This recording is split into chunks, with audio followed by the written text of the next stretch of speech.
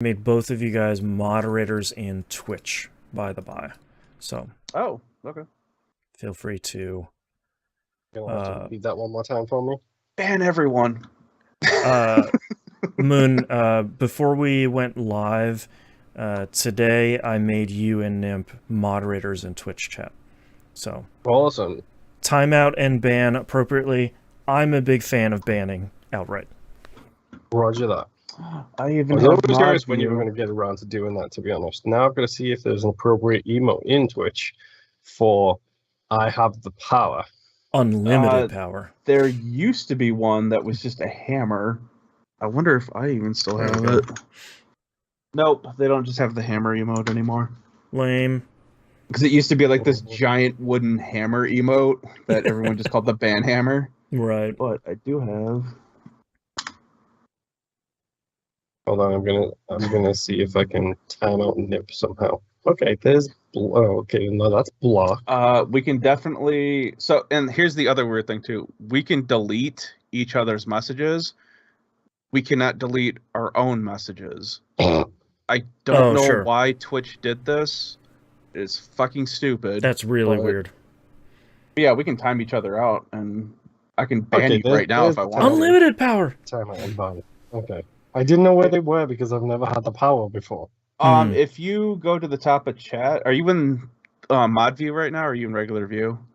I figured it out. I just click on the name, and right there it says time out and ban. Yeah, I was gonna say you can turn on mod icons, and then like right next to your name, I have ban, timeout, and delete message. Oh right. Per line. Hold on. Welcome to the Twitch tutorials part of this show. Hello, everybody. Yeah. Yes. Can you tell I've modded for 3 other people? That's right. What the fuck is this mod shit? If you look at the bottom mod of your chat, okay. Yeah, it looks like a sword because it is. Welcome to mod view. Skip all. Okay, you guys ready to start recording or do this? Fucking not in the thing? slightest, dude. This is fucking. All I need you to do buttons. is ban people that are trying to advertise their miserable webpage. Roger that. And racist and so on and so forth. Yeah, racist and you know the fans for clicks and that's exactly. Okay. All that annoying crap. I got a session time. Ooh. Active mods. There's 3 swords in this room. You know what I'm saying, boys? That's. Well, it was a nice run for TVGP. Thanks everyone for listening. Sounds like an awakening. That's right. That was 4 swords. Link's Awakening. Well, we don't have a 4th chair. I know, we don't have 4 Game Boy Advances. What are we gonna do? Okay. Yeah, who's gonna get lumbered with blue? That's right. I'll take blue. Okay. Are you guys ready? Yeah. No. So we're just going to keep kicking this dead horse until you stop us. That's right. All right, starting in 3, 2, 1. Welcome back to another episode of That Video Game Podcast. I'm your host, Boston. Joining me as always is Moonpeer. Hi. And the Nimp. Hi. Patreon.com/E1M1. Ones and numbers. Get all the cool early access, exclusive audio. Exclusive shows right now are the Outcast. All the stuff we talk about before we go live with this show. Talk about pretty much anything. The last couple of weeks especially have just been a grab bag of everything across the board that we're interested in. It's usually we don't plan what we're going to talk about. We don't say like, all right, in block 2 we're going to talk about home improvement. In block 3 we're going to talk about the Spanish language. Like nothing like that. So if it swings from one topic to another, it genuinely happens naturally. Yeah, it's just a natural train of thought. You know, a couple people just talking. Yeah, just hanging out. Couple cool guys hanging out. We're the cool guys. That's us. You can also get early access to We Roguelike It, show where Moon and I are playing just a whole boatload of roguelikes. We're just starting a brand new one here, which will air on patron this week, so you get 2-week early access. And you get a couple month early access to Critical Misses. Sure, we're Moon and I are catching up on all the media hits we've missed. Airing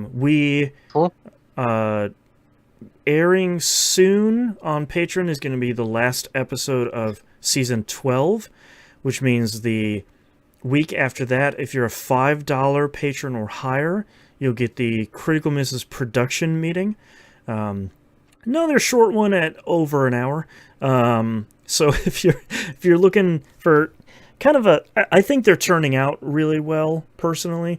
If you want kind of a sneak peek behind how we plan that show specifically, and we kind of talk about how the show in general is going and all that stuff, and do some psychic damage to each other with potential season themes and so on. Highly recommend those. That is a pretty great listen. That happens the week between seasons. So you don't get a 2-week break. You get a little bonus. So season 12 is about to premiere shortly. I think one more season of 11 on the mainline feed. Patronuses just have one more episode of season 12 to go. Yeah, so in a couple weeks you get season 13's production meeting, and the week after that, if you're on Patreon, the season 13 starts. So keep the fun rolling. And check all that out.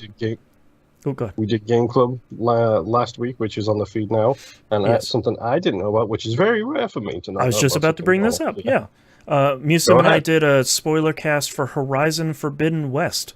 We both platinumed it on the same day, which was lucky because both of us had time that night, so we just knocked out a real quick hour and a half conversation about Horizon Forbidden West.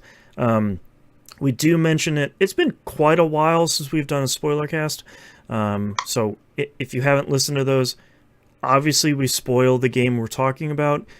Special mention on this one, we spoil both games because they're pretty closely linked. So if you haven't played either one of those, please don't listen to that. Go play both of those. Our recommendation stands of set the first one to story mode, blow through it in like 10 to 12 hours, and then do everything in the second one. Because the second one turned out really great, and I think the conversation Musa and I had turned out really, really great. We both had a lot of fun doing it, and we both really liked Forbidden West. So if you played it or you really don't care about spoilers on those, that's in the feed right now. Go check it out.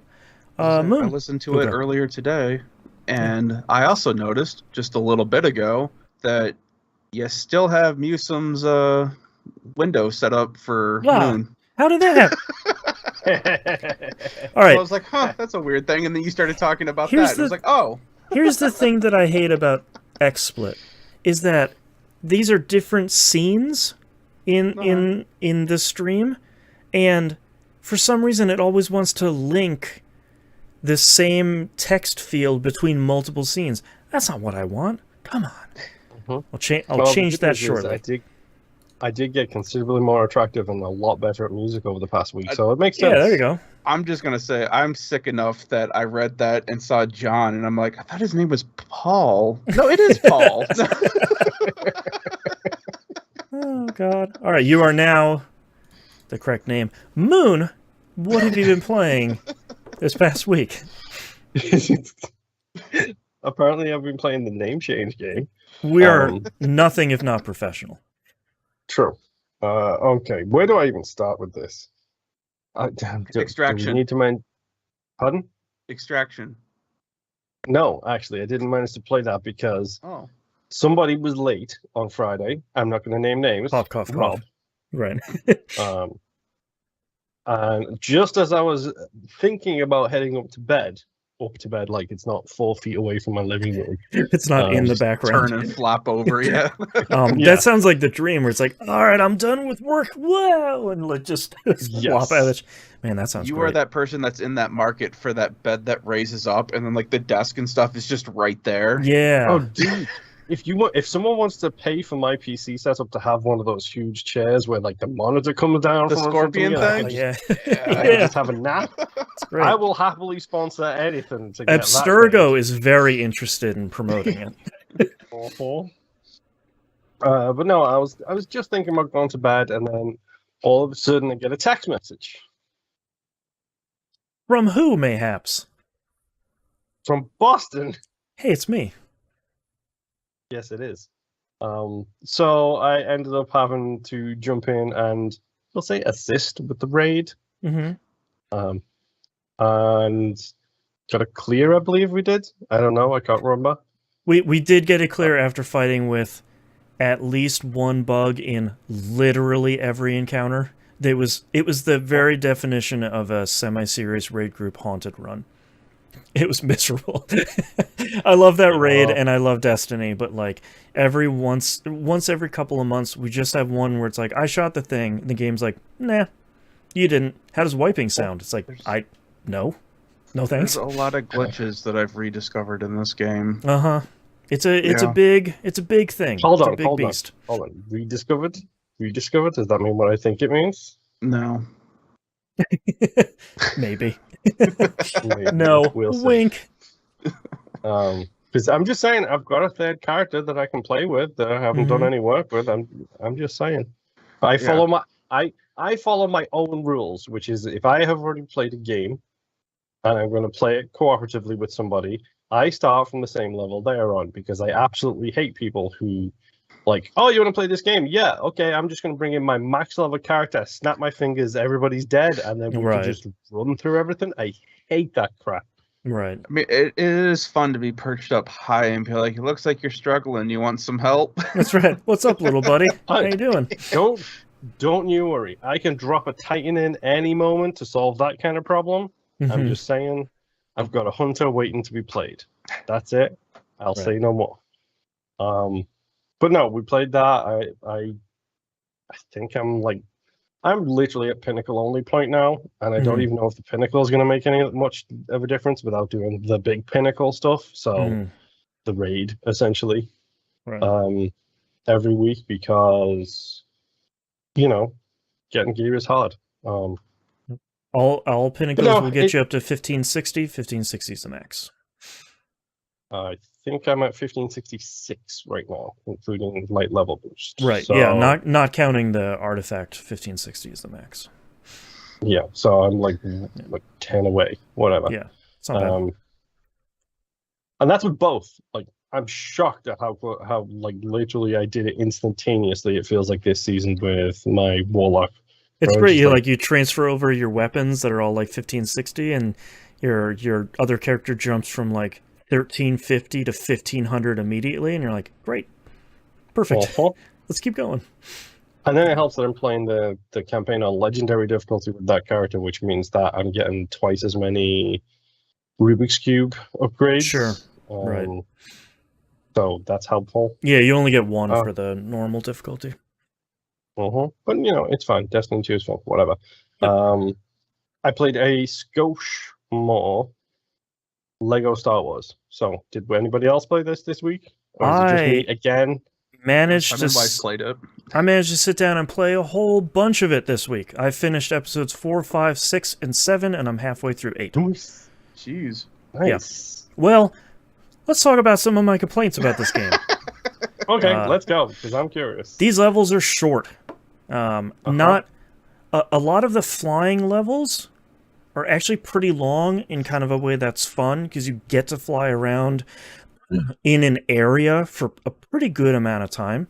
But man, there are some levels. There are a couple levels here and there that are kind of pleasantly long. I would call them kind of on the same length that I would expect out of kind of any other Lego game. But man, every once in a while you run into a level that's like maybe a hot 5 minutes. And like, I want to let you know that my wife disagrees with you and complained to me that all the levels seemed way too long. Yeah, that's my question then, is this a case of the levels are way too long or the story's way too long? Because there's like 5 or 6 interstitial just walking scenes between Yeah, each of the I'm not levels? counting like the walk and talk sort of thing. I'm counting from like when you go to the little portal that says continue the story, yes or no, to the menu where it says like True You know, the Jedi and the challenges. mini kits and the challenges. Like that's where I'm kind Uh-huh. of counting from there. There are a couple. I ran into one level in episode 7 that was too long. It was a fight between you and Captain Phasma. That was just that level was not that great. And there's one in episode 5. The very intro level of episode 5 was way too long, where you're out in the kind of frozen wastes I was going to say looking for. that should be the half level if it's going to be any formal level. Yeah, and it's just like you have to go do 3 things, and each one of them is way too far away from each other, and it's sort of like, oh, I did one. Oh, I really have to do all 3. Okay, that's a lot. But I don't mind that there are shorter levels because I'm really clipping through these movies pretty quickly. Uh-huh. And I'm going to be playing them again later in free play anyway, so like you're going to play them at a minimum of 2 times. And I did a little bit of exploration this week on Bespin, because I hadn't done any of that up to this point, and was like, all right, I'm gonna. Cloud City always looks cool. Let's go there. And I did a bunch. Theed is cooler than Cloud City. What's up? Theed is cooler than Cloud City. Not What? Creed the band, Theed No. the city. Well, it's not which is cooler or not. I just like how the Cloud City looks. Okay. And I went there and I was exploring, kind of doing. I got the once you meet the Ewoks, you get a bunch of additional skills for one particular character class. So once I got all those, I was like, oh, okay, here's some stuff I've been seeing around that I can now interact with. Let me poke around one destination, see if I can do anything with that. And I found my first data disc. Okay, is this the red brick equivalent? Yeah, it's the thing? red brick equivalent, which I don't know why they changed the name. But I do now have. I bought my first one, which was, of course, the double studs, the two times studs, which thankfully the game explains to you in the menu now of like combine this with other multipliers to make your multiplication even higher. Because before, in past games, it was like, oh, I put times 2 and times 4 together. Oh, it's times 8, not times 6. Ah. Okay, so I put times 10 on, now it's times 80. Aha. Yeah. Mm-hmm.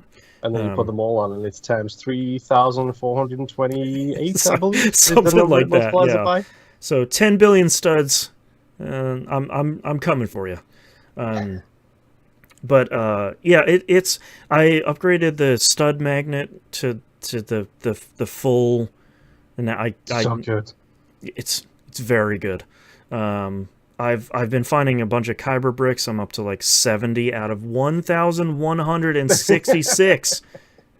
What? Oh my god. Thankfully, you only have to collect 1,000 of them for the trophy. Thank goodness.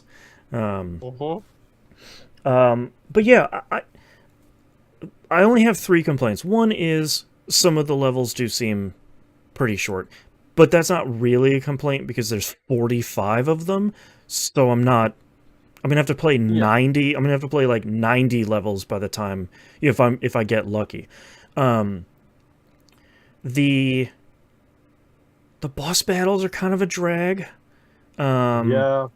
A lot of them are like, well, I have a health bar and I have 2 shields, which means I have 3 health bars. And it's like, okay, cool. This is kind of a longer boss battle. I'm kind of over fighting this guy. And my smallest complaint in this game, and I recognize this is the smallest, like, worst complaint. So you're gonna go full gamer on us? Okay, Yes, I am.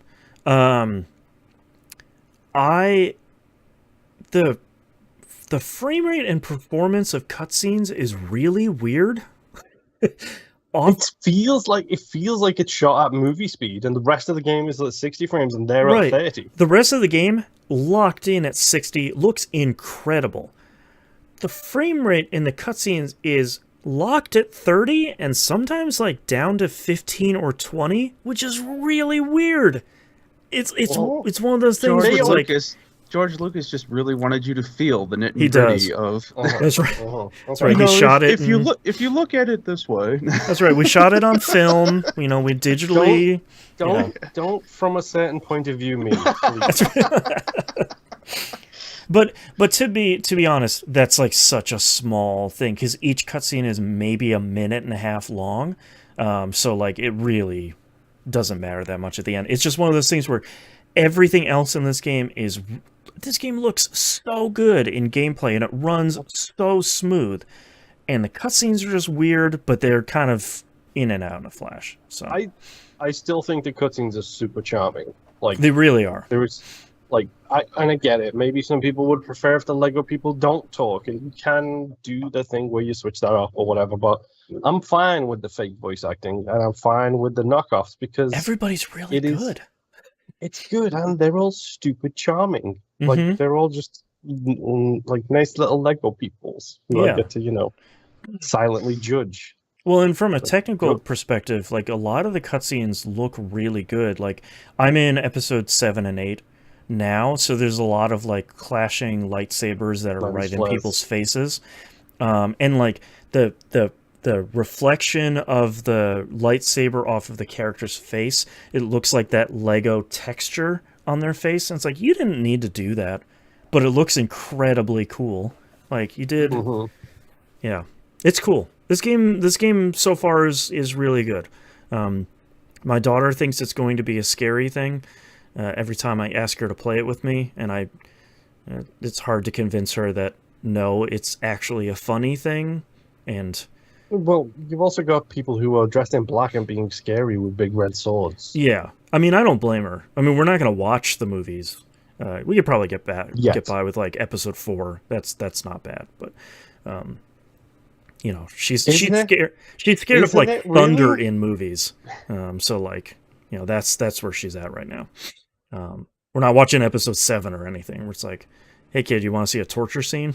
Like none of that. But yeah, and episode 4 has only got the destruction of 1 billion souls on a planet. And, you don't actually see that happen. So. That's right.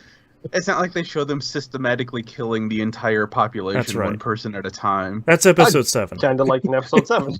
Yeah.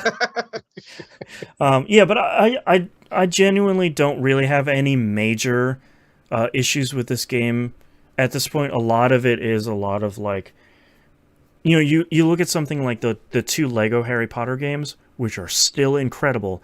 Each one of those levels, I feel like, is a really good length. 45 minutes. Yeah. I feel like each one of those is like a really good length where you have a couple of different areas you're going to. You're solving at least one puzzle in every area. It feels like they've largely pushed that stuff out of the story levels and into the open world stuff, which is fine. It's just kind of a different approach to the issue. The Lego Harry Potter games also had the lessons, which are levels themselves, which are pretty short too. Mm-hmm. So like I always loved going to the herbology department in that game. It was so good. Those games are good. And so far this one, I've been having a lot of fun now that I'm really diving into it.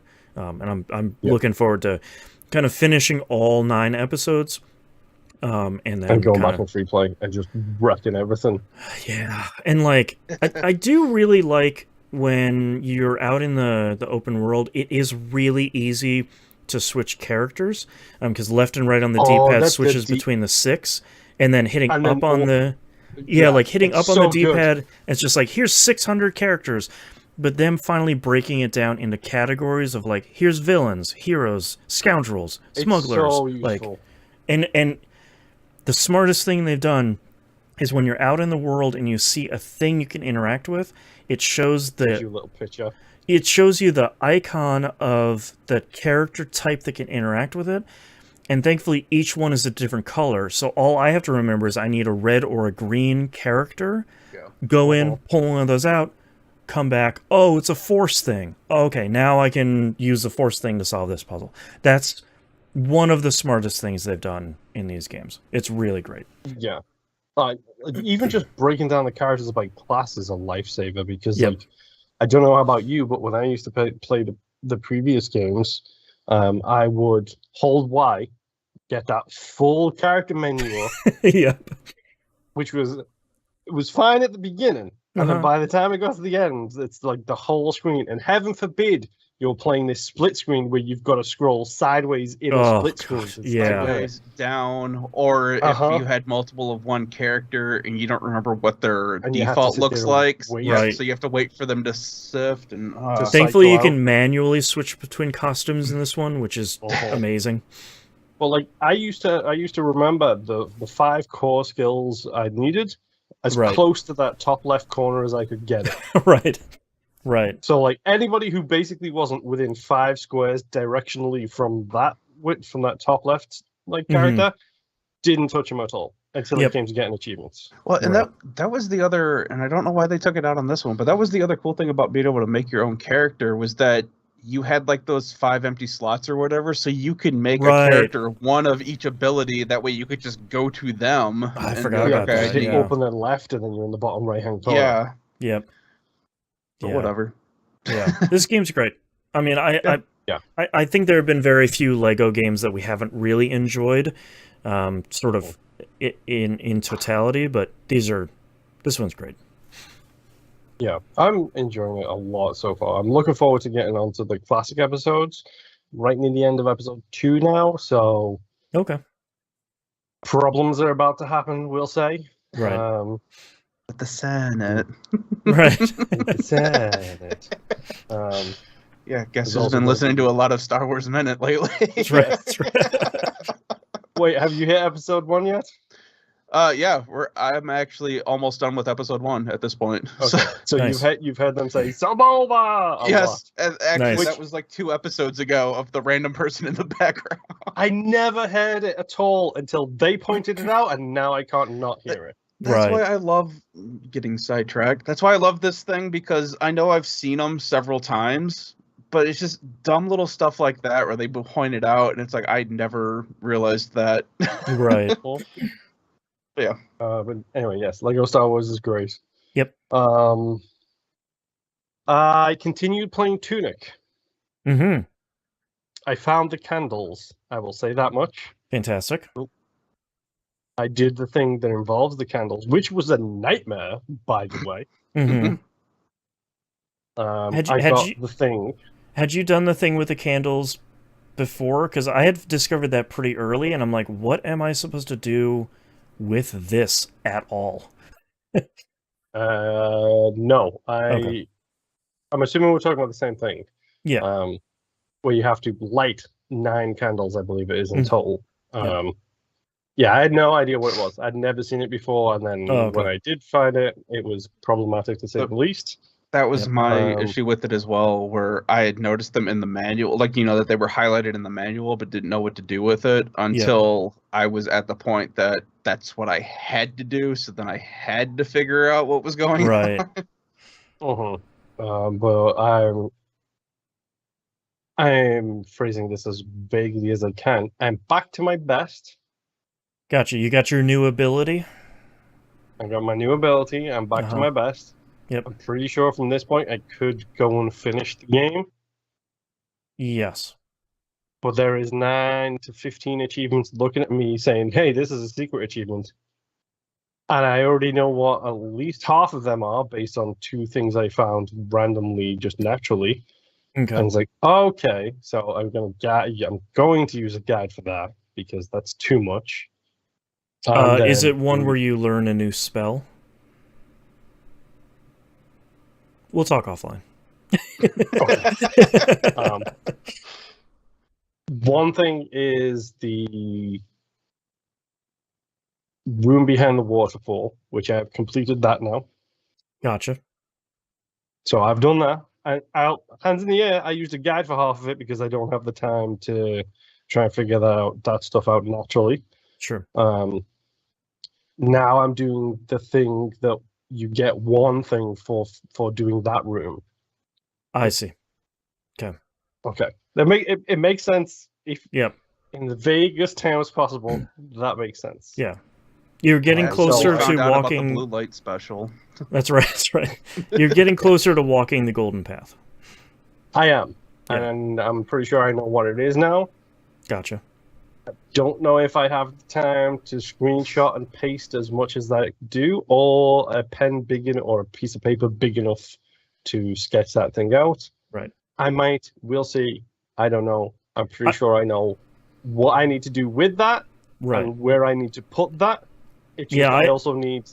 I'm missing certain things that allow me to fill out that big box. Yeah, you're still missing a couple of things, important things that will finish the golden path for you. Yeah, I only needed an 8x10, like a regular notebook piece of paper for that. It's not as big as it seems.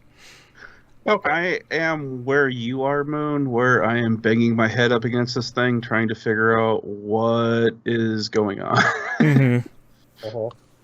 Well, So, yeah. I mean, I'm also helped a little bit by the fact that I have achievements to get, and they're all secret, and I know they're all associated with one particular type collectible in the game, we'll say, which I'm in the process of trying to find now. Okay. Yeah, there's one. Yeah, we can talk offline. Yeah. Yeah. It's a whole bunch of trophies / achievements associated with one particular thing. Oh, did you go look up all your secret ones? I looked up one, and it was like, oh, well, actually, no. I looked up a second one after I accidentally got I got a thing.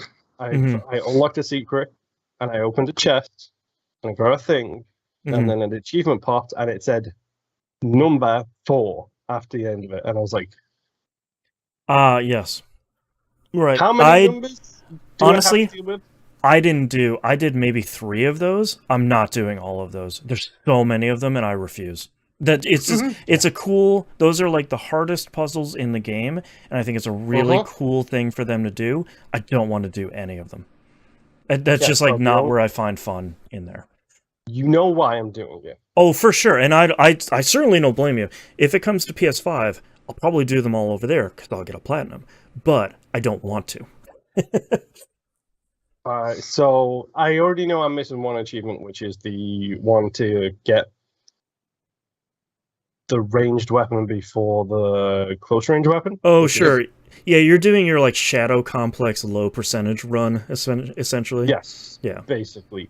Yeah. Every other achievement I have in the game is to finish the thing, and every other achievement is associated with the numbered things I'm talking about. Right. So I have a guide on my tablet, and I'm just going to go get them all and then be done with it, kind of thing. I liked going and sort of figuring out, as long as I could get a guide to point me... I did that stuff after I finished the game, and I got a guide to point me kind of on the screen you're supposed to be, and I was able to figure out the puzzle from there. But after that, I was like, I don't want to do it.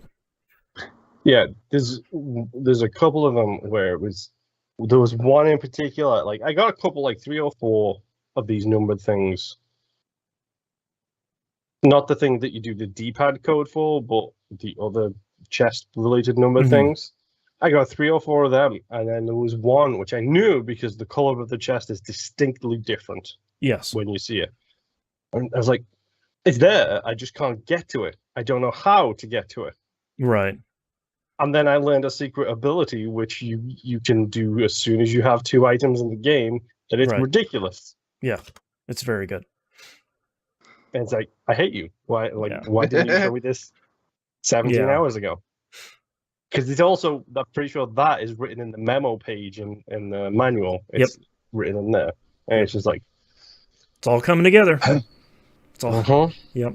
Go play Tunic. Yes. I will so probably good. be done with Tunic by next week, if I'm completely honest. But, yeah. That game is insanely good. Like, insanely good.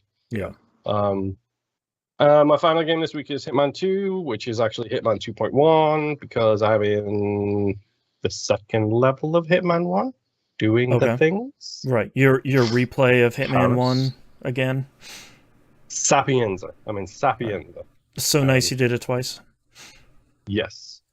Dude, if I could go to Sapienza twice, I would go to Sapienza Yeah. twice, because that is a nice looking city. Seems like a nice place. Oh. Minus, For you know, murder. yeah. Minus, you know, the underground bunker with the lab with the toxin that's going to wipe out all of humanity. yeah. Sorry. The DNA-specific virus, which tells me that the people who developed the Hitman are very big fans of Fringe, by Right. the way. Right. I'm just I saying. didn't know you were playing a Resident Evil game. That's right. Well, you know, it's Hitman. It's fun. It continues to be fun. I will probably talk more effusively about this version of the game when I actually get to new content. Right. But at the moment, I'm still playing old content. Just Except a little I'm playing check-in. it with all of the new stuff. So Right. still haven't unlocked my suitcase. So I still haven't managed to get that thing going yet, which I cannot wait for the whole new suitcase. I'm not going to lie. Yep. I really So want to good. play with that thing. But no, it's Hitman. It continues to be fun and stupid and great all at the same time. And I love it. Nymph, tell me about your 17 names in one video games that you played this week. I don't have that many like that at all Okay. this week. First up, Excellent. Triangle Strategy.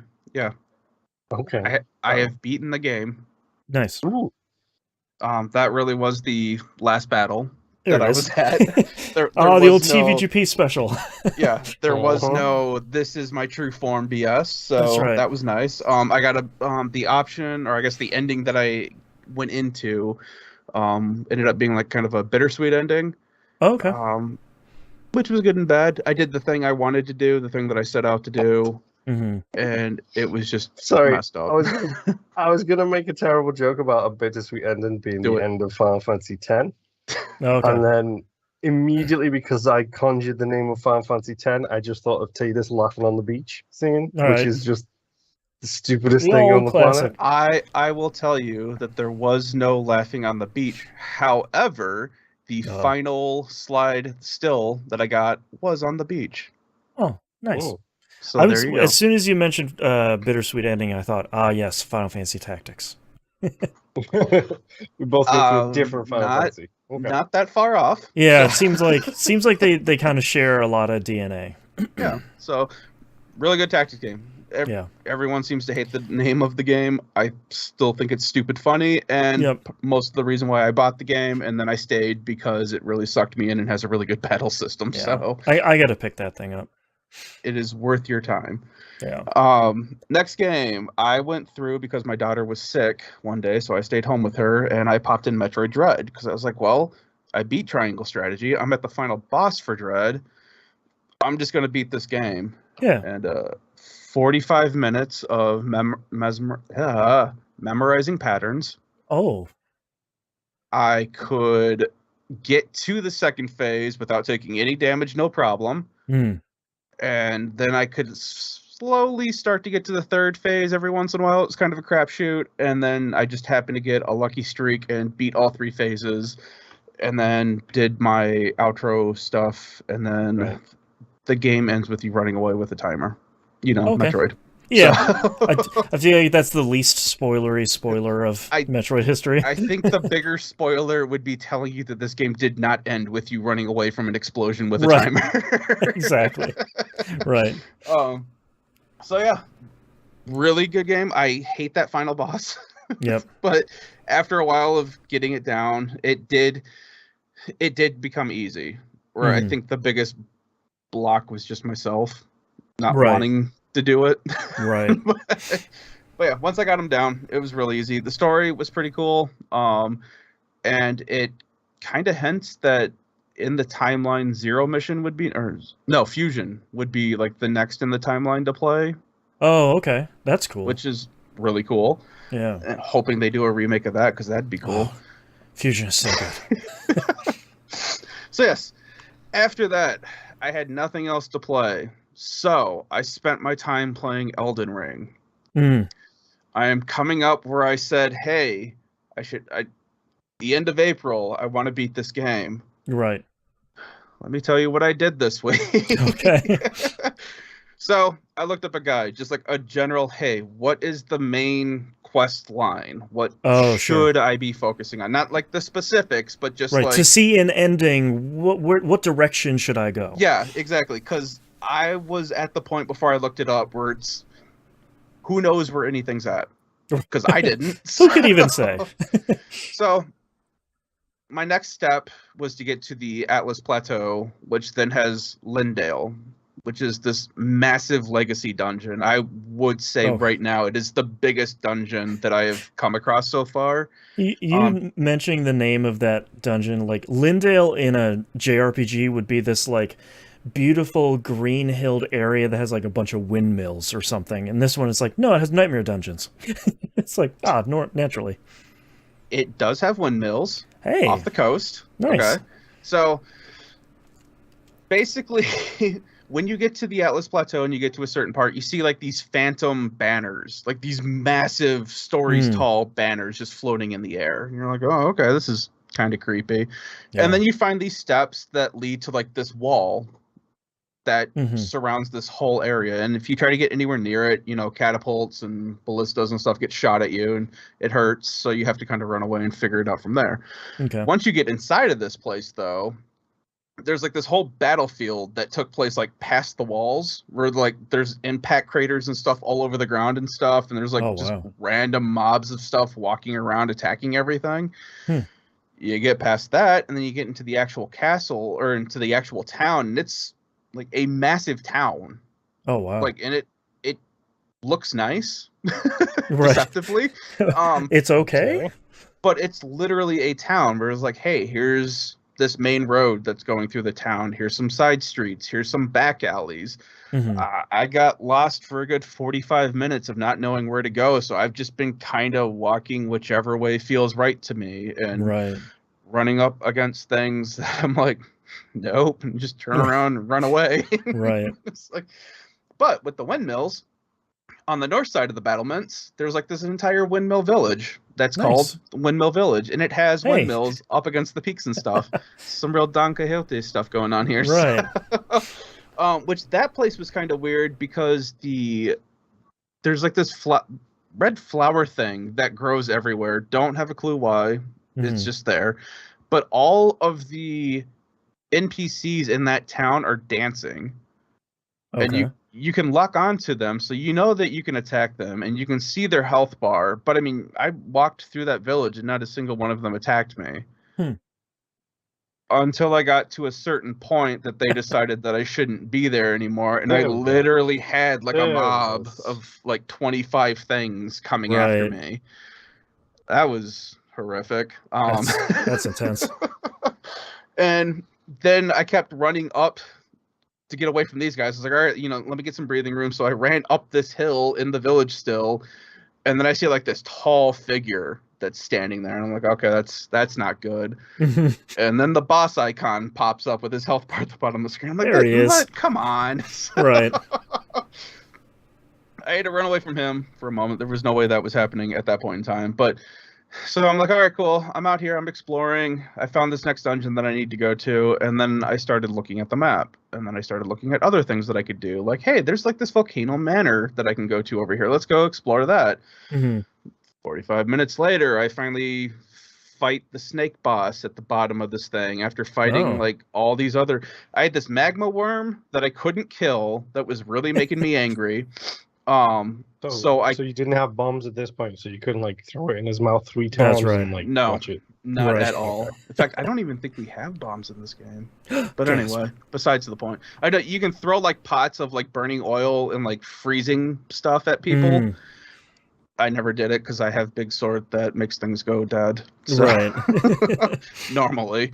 But finding out that this worm doesn't take a whole lot of physical damage. So then I went on this whole other side mission of preparing for this worm. I did this whole side quest for Renee, which requires you to take on Star Scourge. What's his name? Raiden? It's something. Which is this massive hulking thing on like this normal sized horse. All right. Okay. And for this fight, you're basically in this big open area. Like you can call your horse and ride around. And there's wow. random summons, so you can summon NPCs to come help you fight this thing. Jeez. And my favorite thing is that Patches is in this game, and for those of you that don't know, Patches is a character that screws you over multiple times as an NPC through all the Souls games, all right? Mhm. You can summon Patches in this fight, and he literally summons in, looks at the boss, and just nopes out.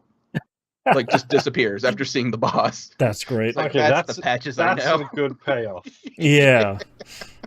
So, after a while of this fight, you have like a whole field of summons, and you can't let them just fight because this guy's like killing them left and right, so you can't just leave it to them. But eventually you start getting like support summons where they start healing you and buffing you and all this stuff, and you can finally take this guy out. Once you get this guy to a certain point, he just like up and disappears. All right. Okay, what's going on here?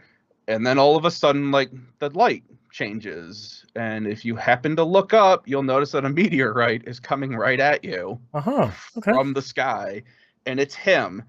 He jumped up so far up in the sky that he's coming back into atmosphere as a meteor, and It's actually pretty cool. basically destroys like half of the map, or half of the fighting map that you're in.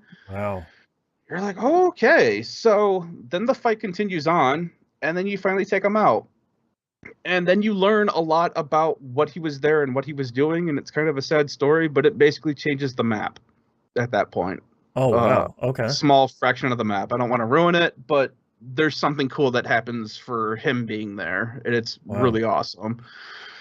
So now that I've killed him, I'm like, okay, I have his souls. I can take his weapons now. So now I'm running around with like these two blades that when I use their ability, I can suck foes towards me using a gravity spell, and then I can double bash down with them, and it makes like these spheres of like just pure magical damage that just screws everything up, and it's really great. So I went back to that gutless worm, right, and went to go fight him, and still was getting my butt kicked by him. Oh man. Well, crap. So then I move on, and granted, this is me trying to beat the game, and I'm still getting distracted by doing all the small crap. Right. Which is why it probably won't happen by the end of April. Right. But anyway, so then I continue on to this other thing, helping out with other side quests, and I fight a mimic boss. Where you walk into this arena, and this blob basically mimics you down to everything that you have. Weapons, armor, items, everything. Oh, okay. I'm like, oh, cool. I know what this is. So what I do is I completely strip my character down so they walk in there naked with nothing. Right. So then the mimic mimics that, and then I equip swords and just beat it to a pulp. Right. And then later on, I find the mimic tier summon. Ooh. Which does the exact same thing that boss does, where it clones everything that you have equipped on you, and it'll fight with you. Nice. It also does not cost magic points FP. It takes health from you. It takes 666 health away from you anytime you use it. Okay. So it's a nice chunk, classic. but yeah. So I'm like, all right, cool. They severely nerfed the summon, because this used to be the summon that people would literally summon in a boss fight, and they would just sit down and watch the mimic tier destroy the boss. Right.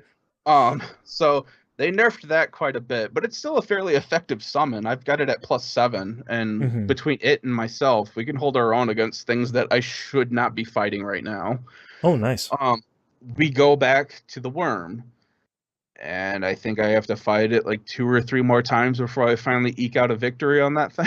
Yeah, let's go. And then I just get a smithing stone. Oh, okay. That I don't need. Well, biscuits. Whatever. So Yeah. This wasn't even an optional boss. This was just a regular foe that I could have skipped past, but I decided it just needed to die. It's the principle of the thing. Yeah. So after beating that, I finally took the elevator up, walked up one stairwell into the actual boss's room. Like, okay, this is where it's going to get serious. No, me and the mimic took that thing out in like a minute. Me and my best buddy doing some work. It's like, okay, so apparently I over-prepped trying to take out the worm to the point that the boss was just a joke. Right. Take him out, finally spend like another hour exploring this area so I can figure out where I need to go for this stupid snake god boss thing. Mm-hmm. Find that there's a weapon in that boss arena that you have to be able to actually fight this thing, because any other weapon apparently doesn't do any damage to it. Mm-hmm. It's like, all right, do that, kill him, cool. Move back onto Lindale. And at this point, I think I'm on like day 3 of I need to beat this game. Right. And Right. I don't think I've progressed much further. So Day 3 of I'm finally doing it. like I'm the locking it Souls down. game. Yeah.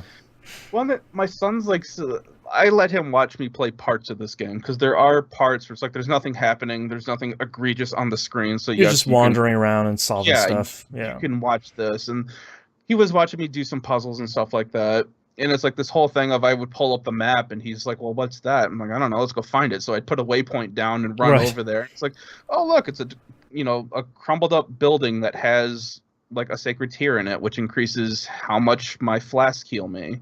So it's like, cool. all right, cool. Or like another one where I had to fight like an assassin NPC that showed up, which really jacked my day up for a moment there, because he can do a ranged attack, which basically decreases your maximum health, and he does this thing which is kind of like poison, but not, but your health just keeps decreasing. So that was a fun fight. Jeez. Which led me into like this other dungeon thing that I could go exploring. I was like, oh, I'll just mark that on my map and check it out later. So right. Yeah, I'm like a squirrel going after shiny things in this game, man. You'd be done any day now. Everybody in this game. Well, and then doing a little bit more reading. Apparently, I'm like out whenever I get around to beating this massive dungeon, because I'm not kidding, it's huge. I guess there's 2 areas after that, and then I'll be at the end of the game. Oh, nice. Okay, you're getting there. Yeah. Maybe by like the end of June. Slowly but surely. Hey, it's the best value for your money. Yeah, maybe just in time for, end of the year discussions. Yeah, exactly. But yes, I am 100% enjoying this game. Just the random stuff that I keep finding. Like, I don't know. I just love the exploring. Yeah. And I hear you talking about playing Horizon, and I'm like, I could probably get into that, but I cannot do that right now, because like you can't do 2 open at the world same game time. is already enough. So while I was trying to find something to chill with, my son decided that, okay, hey, let's check out Destiny now. All right, cool. Yes. So we're checking out Destiny 2. I am helping him out with some stuff. Mostly just kind of explaining some of the mechanics that I remembered. Yep. And there's a ton of stuff in here where it's like, nah, I don't know what that is. It's like, I don't know what that does. It's a currency for something. Who knows? Not even that. Like I just discovered what the red barred weapons are. What they do, and that I can get items if I fill the bar for that. But I don't know what the items are for. Crafting. It's crafting. They're crafting I materials. figured, but I don't know where or how or any of that dumb crap. That's all. That's all Witch Queen stuff. So if you don't have Witch Queen yet, you just don't worry about it. I have my glaive. Nice. Which isn't really a glaive. I mean, they're not really. They're not really good in general. I don't know. Right now, it's like and that's the funny thing is the glaive is apparently also a gun. It's a gun, a sword, and a shield all at once. I was wondering what that third function was, because I wasn't sure. Yeah. But yeah, that gun's been one-shotting a lot of things, and it's very strong. Running up on things and just getting all stabby is kind of fun, especially when there's like a group in front of you and you've killed like 5 guys at once with one swing. But yeah, just exploring with him. He's like, we've knocked out the first couple Witch Queen missions that you get. Mm-hmm. I don't even know where we're at with any of that crap. Yeah. And it's basically just been us exploring. Like since he started brand new, he had to go through the original tutorial levels and stuff like that. Yeah. So I let him figure that stuff out, and I told him, hey, you're going to get to a point where you can start bringing people in or inviting people. Let me know, and then I'll help you out with the rest of your stuff, because some of that stuff starting out is just kind of a pain. Yeah. But yeah, so I am now light level 1449. Nice. And he is already almost 1500. Sounds about right. Yeah. And I'm trying to think that's really it. It's mostly just been us running around and exploring. I've been reading the chat that we have in Discord.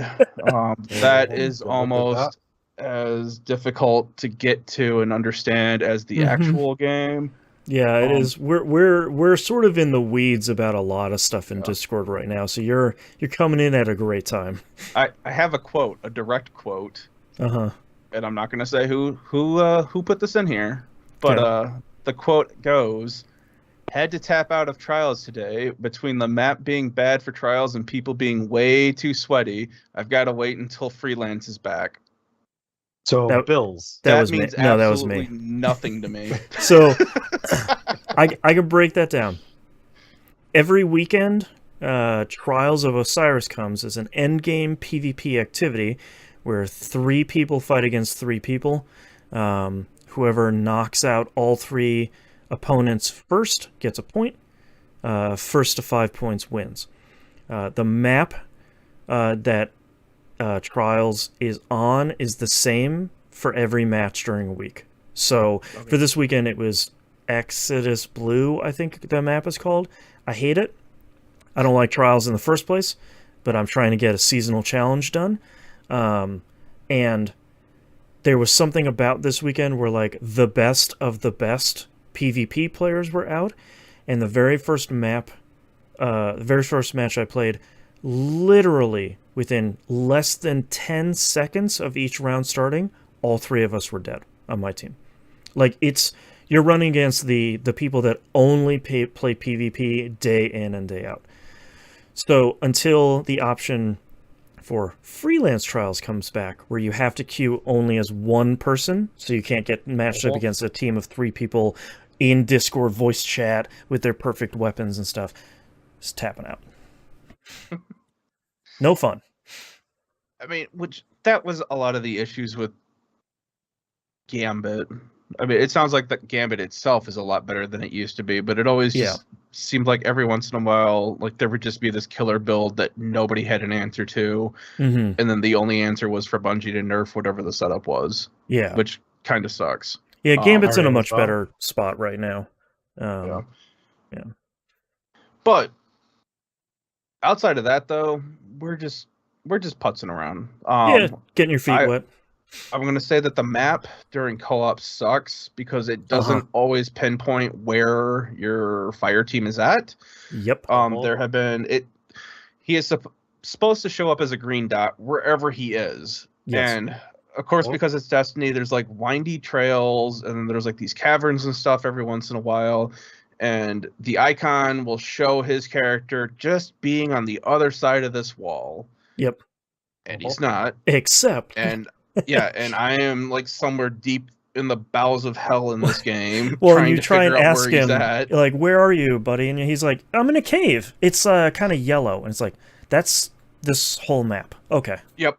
And then and then explain to him how the map works and stuff like that. So then we can pull up, okay, where are you? And then we're yelling out like these dumb names. Like, I'm in the Cavern of the Damned. Or it's just where's that? I don't know where that is. This is what was the one place? The Cistrine or something like that? Yeah, I'm in the Sepulchre. It's like, I'm just going to pull up a YouTube video. Jesus. Yep. So that's fun. And then the glitch that I was talking about earlier, for public events, the ether resupply is like stupid glitchy. Yes. Where basically you get like this giant thing that has a shield on it, and then once you've killed these smaller versions of it, the shield is supposed to go away so you can attack the main thing. You'll get to a point where like there's nothing else there but the main thing, but it's still invincible and you can't do anything to it. Yep. And we came across that it was like back-to-back ether resupplies where they were both glitched like that at 2 different planets. Oh, that's a bummer. And it's like, well, we didn't need he just had a bounty where he had to complete just any public event, so it didn't matter. But it was just us standing there, and I'm like, are we doing something wrong? Are we missing something now? Yeah. It's like no, this thing is just broken and being stupid. So that's a bummer when that happens. Yeah, but other than that, we did our first fire team. The regular fire team mission. Strikes. Like the very strikes. No, they call them Vanguard Ops now. They just changed. whatever. Yeah, they called them Vanguard something. I'm like, whatever, it's a strike. But we did the first one of those, and I was explaining to him because he was like, "Oh, this one says that we should be light level 1400," and I'm like, "All right, well, I'm like 1359, and what are you?" And he's like 1360, and I'm like, "Yeah, neither one of us are ready for that. Like, if it tells you a light level." Yeah, that's the starting point for that. Yeah, you got to be close to that. 1390, you're probably okay, but well, and that's what I was explaining to him too. It's like if you're 1 or 2 light levels below it, you'll be okay. But like where we're at, we're not going to do anything. We're just going to be wasting our time. So let's get more gear and stuff like that. And finally, we did, and then we got the mission. I don't remember what it's called, but you're basically following the wizard like through this area, and you have to fight some ogres and stuff. And then you get to like the last fight. You're fighting him and like these waves of hive and stuff like that. Yep. And it's like one of the first ones that came out when Destiny 2 was first launched. Mm-hmm. And I was explaining to him, hey, this is what we need to do. This is what's happening. And some new stuff happened that I was unsure what that was. I was like, I don't know, follow this guy, this rando that's with us. He seems to know what's happening. Right. This dude's cooking to somewhere else. It's like, just keep up. So we're having a lot of fun. He's having a lot of fun. We have not gotten into Gambit yet. I don't think we're going to do that anytime soon. Sure. But yeah, it's still fun to play. Yeah. I'll say. The shooting's still really good. Feels really nice. Yeah. The story, it's just I have inscrutable. No clue what's going on. The Hive have ghosts now. That there you go. You're caught up. Exactly, and it's really kind of weird when you run up on the ghost and you just grab it and then just like crush it. Yep. Smoosh it like an orange. Yeah. So that was kind of weird. But anyway, that's it. We're having a lot of fun. Oh, is that all your games? Yeah, that's all. Oh, okay. Sorry, I thought you were putting a bow on Destiny. As we talked about earlier, I finished. Hold on. Oh boy. Oh yeah, are you guys in the clan? I'm on PlayStation. So's my son. Okay, join the clan, get your free engrams, and also that will allow me to add you to my Destiny friends list. Yeah, I will get us in the clan at some point. Cool. I need to think. Is there still just one TVGP clan, or did it have to get split off into two? No, it's just E1M1. I'll shoot you. I'll find the link to the invite URL. I'll shoot it to you in Discord. Yeah, because that was also another fun note is that the menu system still complete garbage after all these years. It's trying to figure out how to log out of the game was damn near indecipherable. Oh my god, when they moved to that, it was always in the same place on PC, and eventually they put that in the same place on console, and it just does not make sense. No, it does not, because that was the thing that I was telling my son, and I'm like, I swear to God, log out was right here the last time I played this game. Yep, it sure was, 6 years ago. They moved it for some reason. Yeah. Yeah. So, but yes, I will look into the clan and all that fun stuff. So. Okay, I'll send you a link. Right. As we talked about at the top of the show, I finished Horizon Forbidden West. Not going to spoil anything here. That's for the spoiler cast, which you should go listen to. I am really happy with how the whole game wrapped up. I was starting to get a little bit concerned. I think I talked about it last week, 2 weeks ago maybe, where I'm like, I haven't seen the bad guys for a very long time. A lot of that long time was, ooh, what's this thing over there? Question mark on the map. Doing the thing I was doing, it's like, oh, piece 100%. Of candy. Ooh, piece of candy. Yeah. Oh, 2 question marks over there. Oh, yeah, let's go. Yeah.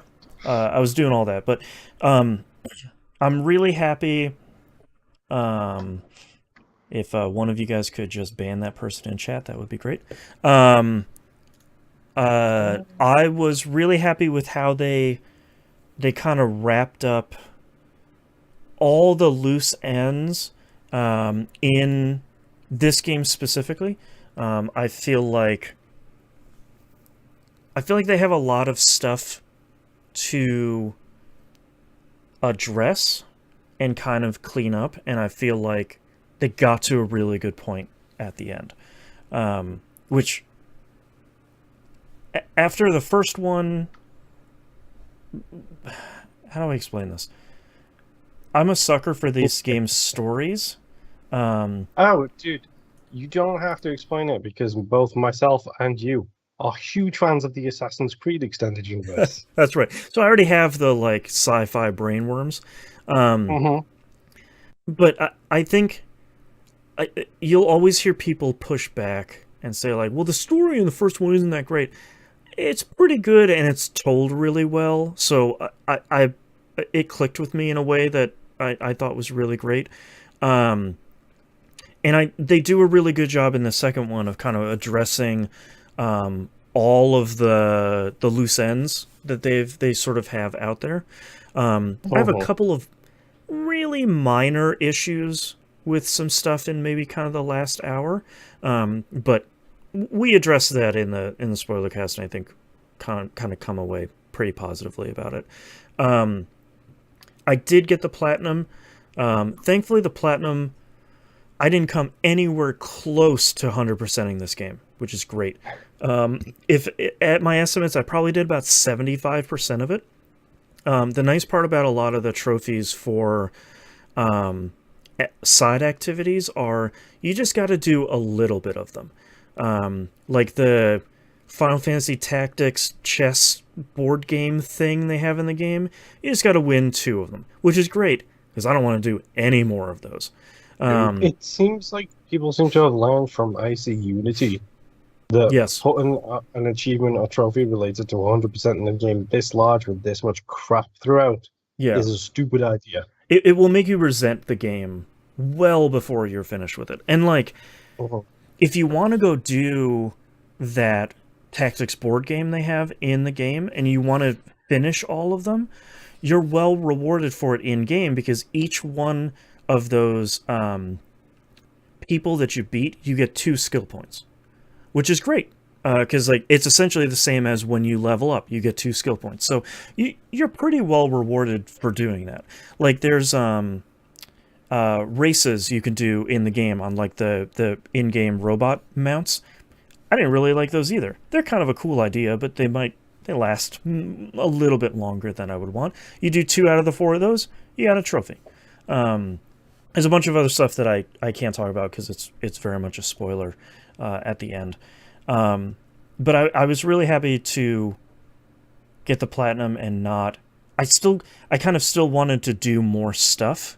Like I felt like I was in a good spot where I finished it, I uninstalled it because it's 89 gigs or whatever. But I'm still kind of in that like post-game slump where you're like, I finished a game I really liked. Like what am I gonna do now? Like what am I gonna play next? So I feel like that's a pretty good spot to be in after you platinumed a game instead of like, oh thank God I'm finally free. Like I finally did my last rebel outpost. 35 outposts later, like nothing like that. Which is, I think that's kind of the spot you want to be in. So hopefully they'll release a piece of DLC for it, like they did for the first one. I'll pick that up day one. And both Musum and I kind of came out of the spoiler cast, sort of saying like, I hope they make another one, and I hope it comes soon. But if they're going to take another 5 years to make another one that's like this, that's fine. I'll wait. Neither one of us ran into any problems in this game at all. And for an open world game to not have any issues, minor or major, is almost a miracle at this point. So, Forbidden West is great. Go play it if you have played the first one. If you haven't played the first one, put it on the easiest difficulty, blow through it. It's great. But you absolutely need to play the first one because all of this game is just like from the very first minute is like, all right, you played the first one, right? Let's go. And it's like, that was a couple years ago. Okay, I'll try and remember. Oh right, this thing. Oh right, that guy. Don't they just like break open the story of the first one as well within like the first 2 hours of this game? I believe it is. They actually do a pretty... I was pretty impressed with what they do in the very early part of the game. Like, Lance Reddick narrates a kind of a clip reel of the first game that is maybe 4 minutes long. Like, it's a real quick thing. And it's kind of funny because it's largely from his perspective, where he's just sort of like kind of crap-talking Aloy the entire time. Of like, oh yeah, the savior. Ooh, oh, okay. But they do a really clever thing of, they don't really do an abilities at the beginning where like you go through the tutorial and then you get your powers all taken away. Nothing like that. But how they get through reminding you of kind of the key points of the first game is you're with another person in the tutorial, and they have one of those like Bluetooth earpiece focus things, and you're explaining to them the things that they're seeing and kind of framing it in what happened in the first game. And so throughout those first couple of hours, they do a really good job of like, here's what happened, here's how long it's been, here's what we're doing, here's why I'm out here. And but kind of in a natural way, instead of Aloy popping up on the screen in a chair and being like, last time on Horizon Zero Dawn. You know, nothing like that. So they do a really good job. But yeah, loved it. 2 thumbs up. Cool. Go play it. The other game I've been playing this week, other than Lego Star Wars, is on like literally the other end of the spectrum. Oh no. I've been playing a lot of Peggle 2. Oh no. I was playing that off and on the last couple of weeks too. Well, I'm trying to find games for my kid that don't have a hard fail state. Like, I thought she would really like the Lego Star Wars games because they have so many assists in them now, like the fall protection, and you can turn on regenerating health, and like it's a much more die however many times you want. Yeah, and like the game doesn't care anymore, which is such a friendlier experience than some of the early ones where it's like you shot your friend twice, you lost the level. It's like, well, cool, thanks, I guess. And Peggle 2 has a unicorn in it, which my kid is like borderline obsessed with at this point. So I thought it would be a natural fit. Turns out very much so. She'll play like maybe 2 levels, and she'll do genuinely pretty well. And then at some point she'll be like, Daddy, can I just watch you play it? And I was like, oh no, playing more Peggle. Yeah, I'll take one for the team on this one. Sheesh. So I've been playing a lot of Peggle 2 while she's been sitting behind me as my cheerleader, as she says. Let's say as the fireworks go off and Ode to Joy is playing in the background. When Ode to Joy starts playing, she screams so loud. It is pure dopamine to her tiny brain, and it is really great. So I've been playing a lot of Peggle 2. And as a side effect, I'm just saying this is like a perfect excuse to go back and work on the Doctor of the Peggle Arts achievement from Peggle 1. Man, can I download Peggle 1 on the PS5? Really? Well, I don't know about the PS5, but yeah. No, I was looking through my library, and I was thinking of like, where is a kid's game I can grab, and Peggle 2 was there, and I was like, well, if there's anyone that will probably catch her eye, it's probably going to be that.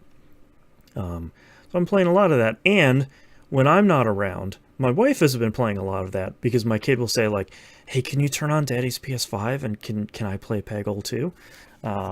And my wife's like, yeah, sure. I'm like, why not? It doesn't really matter. And then that turns later. Yeah, that turns into 2 hours later. I like come back in the house, and my wife is like, I've been playing a lot of Peggle 2. So, how can you go wrong? We'll work my kid up to Plants vs. Zombies. You can't. Peggle only came out on PS3 on the PlayStation line of things. Okay. But so maybe when Spartacus comes out, that I have the 360 version on my Xbox Series X. Yeah. I can almost guarantee that I have Peggle on 360 because I feel like everybody did. Everybody does. Almost felt like it was a pack in at some point. Yeah, because I feel like that was the part of like the era of like, if it came out on Xbox Live Arcade, it was good. So like, yeah, I bet I have that over there. Maybe I'll check that out. Just getting deep into Peggle in 2022. Why not? Jeez. All right, but that's all I've been playing this week. Let's take a break. HD remake when? That's right. I am avoiding all jokes about this as much as I possibly can. Unreal Engine 5 remake of Peggle 2. Ray traced Peggle 2. Now with bigger maps. That's right. It's a battle royale. Don't now you've 100 Bjorns drop into an island. Peggle 99. Let's go. That's These are some really bad Google searches that are just going to. I know. Up. God. Goodness. All right. Are you guys ready to wrap this up? Yes. No, because you guys have inducted Peggle Battle Royale into the world. I know. And you seem to forget that EA owns it. Mm-hmm. You know, I just don't think that you appreciate the 99 drama and genre. That's right. But mostly the drama that comes with the 99. Yeah. I don't. Also, I forgot that the multiplayer online mode of that was called Peg Parties. Yeah, which is a name, horrible. To be sure. Yeah. Goodness. At the time, it was innocent enough, and then, of course, no, it wasn't. It was. Yeah, it was. How many times, or how often had you heard of pegging back then? Right. When Peggle 2 came out, a lot. That was what 2013 was when that came out. The copyright on Peggle 2 is 2014, which is way longer ago than I thought. Yeah. Maybe. I don't want to think of when the first Plants vs. Zombies came out. Jeez. Probably not in the 2010s, I bet. When did the orange box come out? That's the real question. Jesus. 96. I think the orange box was on consoles. I think it was 2006. Yeah, I thought it was 2006, 2007, yeah. Yeah. Man. Okay. 2009 was PVZ, by the way. Ouch. Ouch. Okay, you guys ready? Yep. All right, starting in 3, 2, 1. Let's talk releases for the week of April 25th, 2022. The Stanley Parable Ultra Deluxe comes out on PS4, PS5, Xbox One, Series consoles, PC, and Switch. I didn't even bother looking up what's included in this because I'm not sure if what I would look up would be a joke or not. So, Stanley Parable is probably coming out to consoles. What does it contain? I don't know for sure. That's probably part of the fun. Yeah. Also, what do you get for pre-ordering it in the deluxe edition? What do you get? I don't know. That's why I'm asking. Probably a TF2 hat at this point. Vampire the Masquerade Blood Hunt comes out on the PS5 and PC. If you can't keep the 30 different games that are coming out right now straight, this is the Battle Royale. It's apparently free to play. I didn't know that. And also, who cares? Well, it's literally, I'm sorry, but you're releasing a free-to-play Battle Royale game on 2 platforms at once. Yeah, why is it only coming to PS5 and not PS4? Why is it not coming to the Xbox consoles? I'm not entirely sure. And one of those platforms does not play well with crossplay. It just doesn't. And maybe that's why it's not coming to Xbox. Who knows? I had forgotten this was going to come out, so I was doing some research here as I was writing up show notes. Apparently, people feel really positively about this from the closed beta tests, which I am genuinely surprised by. So we'll see, but again, I already play one free-to-play Battle Royale, and I certainly do not need another one, especially not a Vampire the Masquerade one. Is it getting good reviews from the Battle Royale group, or is it the Vampire Masquerade group that everyone... Yeah, I don't know. I think they are... maybe the Venn diagram there isn't so far away from each other. Next up, Bug Snacks comes out on Xbox One, Series consoles, and PC. This is Game Pass day and date. You should play Bug Snacks. It's very good. Especially if you have Game Pass. Bug Snacks is a hell of a ride.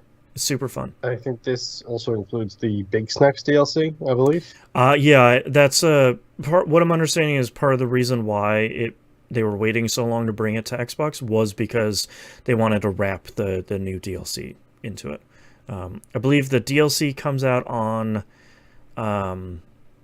PS5 as well at the same time, and if I remember correctly, this is coming out on Switch as well. I don't know why I didn't have that written down here. So go play Bug Snacks. It's great. Dwarf Romantic comes out on PC. If you haven't seen this, this has sort of been gaining steam lately. Looks kind of like a cool city building, relaxing game. Has a really cool art style. Looks like a cool, neat little thing. I like how that looks. This reminds me of Townskeeper. Yeah, it seems like it's very much in the same vein, but this one has objectives and gameplay. Yeah, maybe more like things you can shoot for. Maybe not necessarily objectives, but maybe kind of more stuff, I guess. Rogue Legacy 2 comes out on Xbox One, Series consoles, and PC. This is finally the 1.0 release coming out of early access. Everybody seems really positive about this one from everything that I've seen. I loved the first one. Little bummed that this isn't coming to PlayStation platforms seemingly ever. So that's a bit frustrating. But if you like Rogue Legacy 1, it seems to be that, but way more, which sounds great. Rogue Lords comes out on PS4, Xbox One, and PC. Seems to be a kind of a cool turn-based RPG roguelike where you are playing as the devil and a whole bunch of evil people. Has a neat art kind of game. Yeah. It looks like the classic monster movie cast. Like we've got Dracula, Baron Samedi. There's a White Witch in there. Lilith. Yeah. Has a cool art style. Looks like a neat thing. I hadn't heard about this before it came out, but people seem to be pretty positive about this. I think this came out either early access or like an early version of it on PC a while ago. So people seem to add it to the list. Yeah, almost guaranteed. It seems cool. Unsold comes out on Xbox One, Series consoles, Switch, and PC. This is Game Pass day and date. This is a 2D top-down hack-and-slash kind of action game. This looks pretty neat. This is another one that I feel like I haven't heard until people were like, yeah, Unsold's coming to Game Pass, yeah! So I just had a blind spot for this one, too. But this one looks neat. And last but certainly not least, Nintendo Switch Sports comes out on the Switch. What? Remember, if you buy the physical version of this, it comes with the strap for soccer to put the thing on the Joy-Con. There it is. Jesus. Put the Joy-Con around your leg to play some soccer. You can buy it separately, but knowing Nintendo, they probably made about 4 of them, and they got sent to a Target in New York somewhere, and you can't buy them. So you can't. Yeah. I also forgot. I have no idea where the wrist straps for my Joy-Cons are. Amazon's selling them for $8 a pop right now. So need some of those like I do. Scoop some of those up so they can arrive in time. But pretty excited about that. Hopefully my kid will enjoy that too. If not, I guess I'll be playing that a lot myself. Hopefully bowling's good. Let's move on to news stories. You guys ready for some whiplash? Here's some good news that very quickly turns into bad news. New Tales from the Borderlands game is in development, ... by Gearbox. 100% missing. The reason why Tales from the Borderlands was good was that it wasn't written by Gearbox writers, so it was written well, and it was kind of fun. So why not just have Gearbox write the new one? Which Night School Studios is literally right there, guys. Come on. Yeah, didn't they literally just announce Wolf 2? Yeah, I think so. Wait, what's that studio that's making Wolf 2? Night School Studios is the Oxenfree devs. That's saying like, hey, if you want someone to write a Tales from the Borderlands, should be those guys. So it says in-house. It doesn't necessarily mean Gearbox. Yeah, but I don't think Gearbox really owns anybody else right now. Everybody's been acquiring everybody, which we'll get to in a minute. What, doesn't 2K own Gearbox? And therefore 2K also... Yeah. 2K's been... I don't know if they own them but they've been publishing everything that Gearbox isn't publishing themselves. So I wonder if they're not full owners. I don't really care because I don't like Gearbox at all at the I don't moment. either, but I thought they did buy out Gearbox, or Maybe at least they had did. enough ownership in them. Yeah, maybe they did. But I mean, what's 2K doing at this point? You know, like, yeah, I don't know. This is Putting literal slot machines in basketball games. there it is. Yes. How could I forget? Yeah, this one, this is a bummer. I feel like this is definitely a case of someone missing the point of why the original was beloved. I don't think you need to give it to whatever the ex Telltale People's studio is called that I will never Skyflight, something like that. Yeah. I don't know if you need to give it to them, but give it to somebody that isn't Gearbox and have like make a whole bunch of Tales from the Borderlands games, but just give it to a different adventure, like modern adventure. Give one to Deck 9. Give one to who's the mainline developer for Life is Strange? Don't Nod. There it is. Give one to Deck 9. Give one to Don't Nod. Give one to Ron Gilbert. Give one to, like, make it into an anthology thing, and, like, the last person you give it to is Gearbox, because that's the point. Gosh. Super bummer. Because then everyone can say it was great up until season 9. That's right. Oh, yeah. Season 9, it just, like... Yeah, should have been Scrubs Teaching School. Should have just been a different show. Next news story here: new PS Plus launch dates revealed. A big one here is it's going to land. They're targeting June 13th, 2022 in America, and June 22nd in Europe. So we'll see here in a couple of months how that thing shakes out and whether or not they hit that target. Just a quick PSA. Nothing super long to talk about there. Last news story here. Private equity firms are looking to purchase Ubisoft. There's a quote from the head of EA in here saying that, like, it's essentially just like an acquisition feeding frenzy right now. So you're either a big fish or a small fish. And it looks like maybe because of... Ubisoft are a small fish. Ubisoft, I think, turns out to be a small fish because they have too many problems. This is coming out of Bloomberg. Kind of similar to a certain Activision Blizzard, one might say. One might say that, yeah.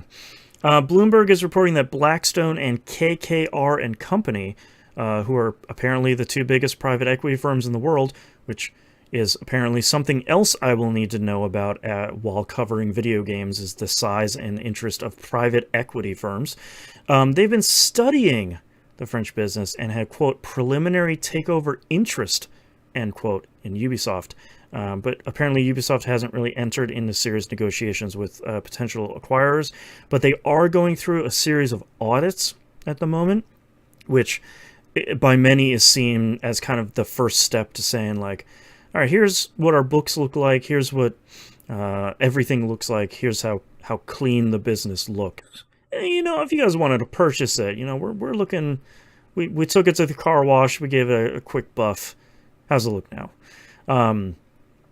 I forgot that Charlie Guillemot left last year, so this is sort of the start of a lot of the issues. Charlie left, which means that there's nobody else left to take over Ubisoft after Yves steps down. And certainly not to be, not last but least, Ubisoft has been hit by a huge amount of workplace accusations of nearly everything. Varying degrees for years. Yeah, varying degrees of terribleness over the last couple of years. That's sort of coupled with a pretty serious amount of their senior talent leaving, not only in the C-suite, but also kind of like senior directors and stuff like that have been leaving to go to a lot of other places or do the usual thing of starting their own business. And a bunch of their projects are all in trouble. I know I like to joke about, like, Skull and Bones when, but, like, Assassin's Creed is not in a good spot right now. They're talking about taking Valhalla DLC and spinning that into a full game to bridge the gap between that and Infinity. That's not the spot to be in for Assassin's Creed, typically. No. And there's like the latest Far Cry did not do great things. Ghost Recon had the hilarious NFT flop from last week. We didn't talk about it on the show. I should keep kicking that dead horse whenever I get the opportunity. But they decided to cease development on Ghost Recon Wildlands? Was that the last one? It's one of them. And remember they put those like serialized NFT like guns and helmets in the game? And you can't carry those over into other Ubisoft games, which seems an awful lot like the entire reason why people are trying to push the NFT scam of just being able to carry this gun into any Ubisoft game, right? Whoops. Except that's not how it works, because that's not how video games work. So they've got... If I vanish at some point, my cat is behind my PC. Just so you know. Stay cool, Louise. So, like, I feel like Ubisoft over the last couple... We haven't heard anything about the next Mario and Rabbids game for a long time, which is probably why Xenoblade Chronicles got pushed up, is because Mario and Rabbids is probably going to get delayed. They just haven't had a win. Either it's been self-inflicted by the workplace accusations, or they're just pushing the red line on development on like 6 different franchises all at once. And I think they're not... I think Ubisoft has always done a good job of talking a big game, especially places like E3. But I think when you look just past the top layer, I think Ubisoft is maybe not as strong of a company as they seem to be. Also, Beyond Good and Evil 2 is never coming out. No. I bet you that Vivendi buyout is looking pretty tasty right about now, isn't it? Yeah, we were talking about that in Discord, which is like, I can guarantee you Microsoft and Sony are not interested in buying Ubisoft. No. I don't think there's any benefit for either one of those. Microsoft bought Bethesda, so like they have more than enough studios at this point. They don't need to... Bought Activision Blizzard. They don't need to buy another company that is in the same trouble as Activision Blizzard is. Like, they have enough problems to address right now. And I don't think Sony is really interested in acquiring someone that big. It seems like they're more interested in buying PlayStation developers like Housemarque, where it's like, all right, here's one studio that's kind of making PlayStation games. They're buying companies that make sense, and where they buy them and it's like, oh, sure, yeah, all right, that makes sense. Nintendo is buying land, not companies. And I think if you look at a lot of other big players, I don't think EA would buy Ubisoft. EA has its own problems. I don't think 2K has the cash. I don't know what the hell Vivendi's doing right now. I'm sure they would probably try and be like, hey man, like $20 million? You guys want to seal that deal now for like a cool 20 mil, 15 mil? How's that sound? But I don't think that's... I'm surprised... I wouldn't be surprised if Tencent was part of it. Especially with Ubisoft Shanghai is working on Skull and Bones. I think that's the Ubisoft that's there. No, they're not. No, they're not. Don't lie to me. Nobody's working on the game anymore. I don't remember. I mean, ostensibly working on it. So I wouldn't be surprised if Tencent was interested in buying that. But I don't know. This seems like... I think the stuff from EA is especially on the nose of like, yeah, either you are acquiring companies right now because you're big enough, or you're going to be acquired. Like, there's no real... Or like you're an indie studio where it's 10 of you making a game and no one's gonna buy you right now because that's not where the market is right now. Yeah. It's a weird time. I feel like it's been a while since video games have been in the state of like, I'm buying everybody. We're gonna buy you. You put out a video game, I'm buying you. Get into a weird bubble. Yeah. Hopefully it doesn't turn out like the 80s did. Although it's probably financially impossible for that to happen again at this point. Video games are kind of too big at this point. Too big to fail, am I right? Anyways, that's our episode for this week. Thank you very much, everyone, for listening. You can visit us at tvgp.tv. Everywhere to find and follow us is on the right-hand side of the page, including a link to the Discord server, or you go to discord.tvgp.tv. That can work too. And patreon.com/E1M1. Ones are numbers. We talked about all the benefits for you at the top of the show. Benefits for this guy with the thumbs right here is you help me pay for the shows. Because that stuff ain't cheap. And software. Because that stuff is definitely not cheap. Thank you, Adobe. Especially if everyone's switching over to a 365 subscription model. That's Thanks. right. Another layer of hell. So you can support us over there. If you can't support us financially, totally understand. The best way to support us and anything else you like out on the internet is to share on social media, tell your friends, rate it 5 stars. All of that stuff helps a ton. It really, really, really does. And if there's anywhere that this show isn't, that you listen to shows, let me know. And I'll try and see if I can... it should be most places, because most places scrape podcasts without their consent anyway, so we're probably there anyway. But if we're not... Just load the RSS feed, and you're good to go. Yeah, no big deal. If not, then I'll try and get us over there. That's our episode for this week. Thank you so much for listening. Bye. Bye. I only have one title this week. I hope you guys have something. I have a few. Okay. Some of them are kind of long. Let's start with you, Nimp. I have the red brick equivalent. Okay. 10 billion studs. I'm coming for you. That sounds like a capitalist threat, to be honest. That's right. Coming for you. My favorite one right now. Don't certain point of view me.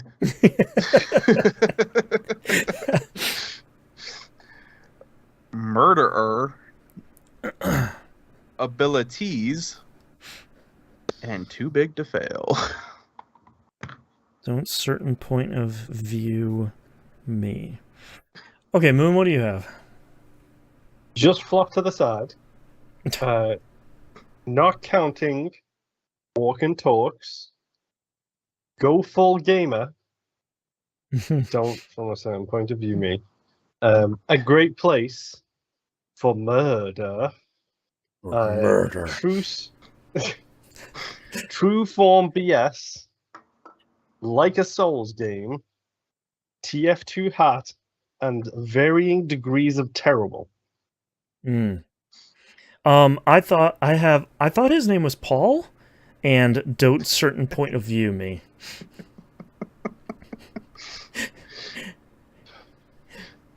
Anything else that is jumping out from any of those before we start narrowing them down? Varying degrees of terribleness, I feel like is a solid one, but I'm not sure it would win over a certain point of view. Yeah, and to be honest, it's a little depressing in the context of its use. Right. Yeah. It sounds like don't certain point of view me is our clear winner this week. Yeah, probably. I'm going to circle it. Let me know when you guys are ready. I'm ready. Oh my. I was going to say, I don't have anything. I got nothing, man. I had a flash of inspiration. What can I say? I'm trying to get one right now. Right.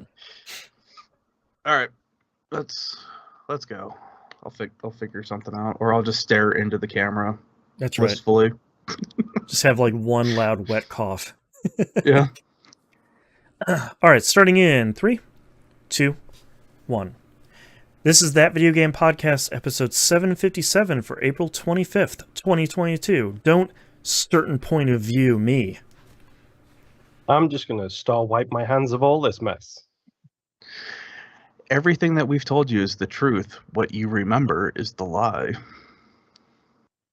All right, thank you very much, everybody, for hanging out and watching. I was going to say no thanks to Twitch chat, but the offenders are probably not here anymore because they're off to harass some other small channel. Find something better to do with your short lives. Bye, everyone. We'll see you next week. Peace. Why short? That's a nice short. We don't have enough time on this planet to go into Twitch chat and just start throwing around the names of history's greatest monsters. Find something better to do with your life. Read a book. Bye.